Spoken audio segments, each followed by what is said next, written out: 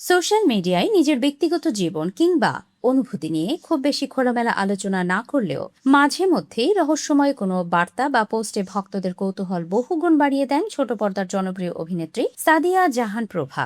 এবারও তেমনই এক আবেগঘন বার্তা নিয়ে নেট দুনিয়ায় আলোচনার কেন্দ্রবিন্দুতে উঠে এসেছেন তিনি। সম্প্রতি ইনস্টাগ্রামে বেশ কিছু নান্দনিক ছবি শেয়ার করে প্রভা লিখেছেন, তোমাকে ছাড়া এখনো বেঁচে আছি, আবার দেখা হবে, সেই দিনটির অপেক্ষায় প্রতিটি দিন গুনছি। কিন্তু কার উদ্দেশ্যে এমন গভীর আকুতি প্রকাশ করলেন অভিনেত্রী?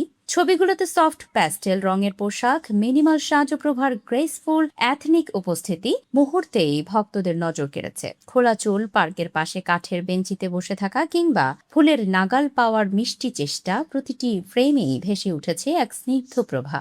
তবে সুন্দর সব ছবির সাথে এই ইমোশনাল বার্তাটি ঠিক কাকে উদ্দেশ্য করে লেখা, এর ফলেই নেটিজেনদের মাঝে শুরু হয়েছে নানা জল্পনা কল্পনা। অনেকেই ভাবছেন কোনো বিশেষ প্রিয় মানুষ কিংবা হারানোর স্মৃতি মনে করেই এমন কথা লিখেছেন তিনি। জল্পনা কল্পনা যেটাই হোক না কেন, ব্যক্তিগত অনুভূতির পাশাপাশি অভিনয়েও কিন্তু নিয়মিত ব্যস্ত সময় পার করছেন প্রভা।